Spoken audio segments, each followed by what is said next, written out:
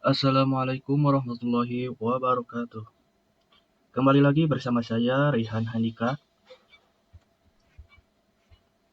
Di video kali ini saya akan menjelaskan materi tentang pembahasan exception handling, file input-output, dan juga pemodelan UML. Materi pertama di pertemuan kali ini adalah exception handling.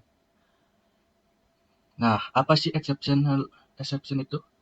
Jadi exception itu adalah suatu kondisi, kesalahan atau kejadian tidak normal yang terjadi pada program yang sedang dijalankan atau runtime.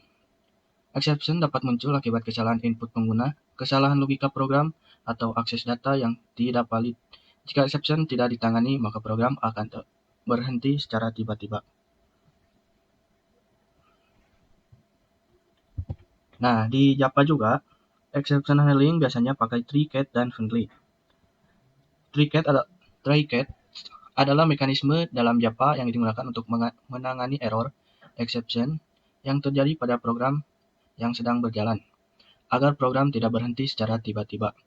Kode yang berpotensi error diletakkan dalam try, sedangkan penanganan error diletakkan di dalam catch-nya. Lalu finally yaitu bagian dari mekanisme exception handling dalam bahasa pemrograman Java yang digunakan untuk menjalankan kode yang pasti dieksekusi, baik terjadi exception maupun tidak exception. Block finally akan dijalankan setelah block try selesai dijalankan, atau block catch menangani exception. Jadi hal ini menjadikan finally sangat penting untuk menjamin bahwa suatu proses tertentu tetap dijalankan meskipun terjadi kesalahan pada program. Jadi try itu isinya kode yang kemungkinan error, catch-nya itu buat nangkep errornya. Dan finally yaitu kode yang pasti dijalanin mau error atau enggaknya. Nah, di sini saya memperlihatkan kondisi awal kode, yaitu program yang belum menggunakan exception handling. Jadi jika pengguna memasukkan input yang salah, misalnya huruf saat diminta angka, maka program akan langsung error dan juga terhenti di sini. Selain exception bawaan Java, kita juga dapat membuat custom exception. Custom exception adalah exception yang dibuat sendiri oleh programmer sesuai dengan kebutuhan dan logika programmer. Jadi custom exception digunakan agar pesan error lebih spesifik dan mudah dipahami. Jadi pada contoh ini, custom exception digunakan untuk menangani kesalahan input jumlah pesanan. Jika input tidak sesuai dengan aturan program, maka exception akan dilempar dan ditangani tanpa menghentikan program. Nah, di sini juga saya membuat kelas baru, yaitu invalid input exception. Jadi kelas invalid input exception ini adalah custom exception yang dibuat oleh saya untuk menangani kesalahan input dari user. Jadi public class invalid input exception, extern exception. Jadi artinya ini, kelas ini mewarisi kelas exception bawaan Java. Lalu invalid input exception, string message. Jadi ini konstruktor yang menerima pesan error. Lalu super message digunakan untuk mengirim pesan error ke kelas exception supaya pesan tersebut bisa ditampilkan saat error terjadi. Nah, di sini saya akan mencoba memperlihatkan outputnya ketika si kodenya sudah ditambahkan exception handling.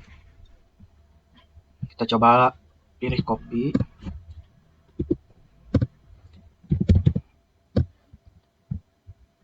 Nah, di sini ketika saya melakukan inputan dengan huruf yaitu 2, nanti akan muncul pesan input tidak valid.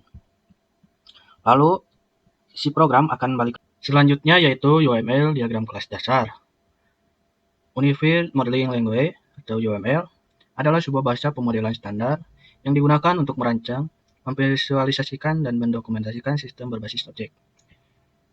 UML membantu pengembangan dalam menggambarkan struktur dan hubungan antar komponen sistem, sebelum sistem tersebut diimplementasikan dalam bentuk kode program.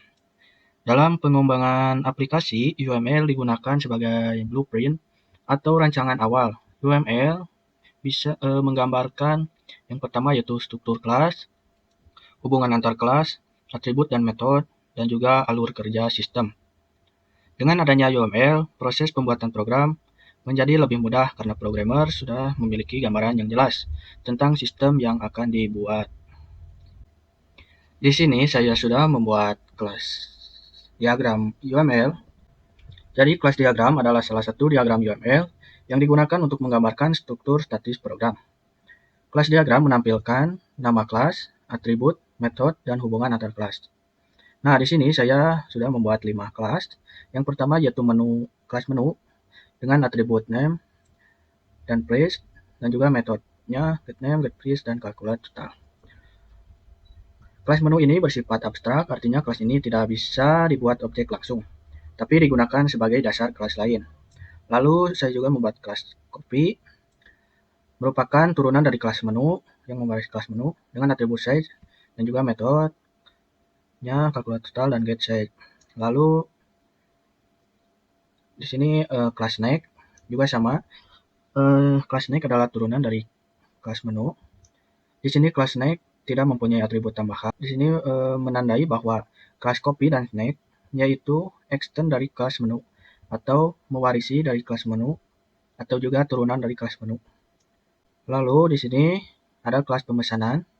Kelas pemesanan yaitu kelas yang berfungsi untuk mengelola pemesanan, mulai dari menyimpan data, daftar pesanan, total bayar, dan juga menghitung diskon. Kelas ini biasanya berisi logika bisnis, bukan tampilan atau input langsung di user. Di sini kita bisa melihat ada garis putus bertuliskan use yang menghubungkan main, pemesanan, dan menu. Garis ini disebut dependensi. Pertama ini main ke pemesanan, artinya kelas main memanggil kelas pemesanan untuk mengeksekusi proses transaksi. Lalu main ke menu, karena main adalah pusat kendali, ia perlu mengakses data menu untuk mengetahui apa saja produk yang tersedia. Lalu pemesanan ke menu, yaitu kelas pemesanan membutuhkan kelas menu agar bisa mengambil informasi harga dan nama produk yang dibeli oleh user, sehingga total belanja dan diskon bisa dihitung dengan akurat. Jadi garis use ini ibarat mengatakan bahwa kelas yang satu membutuhkan bantuan dari kelas yang lain agar fungsinya bisa berjalan. Sekian video dari pembahasan kali ini. Saya cukupkan. Terima kasih banyak telah menonton video ini. Tutup. Wassalamualaikum warahmatullahi wabarakatuh.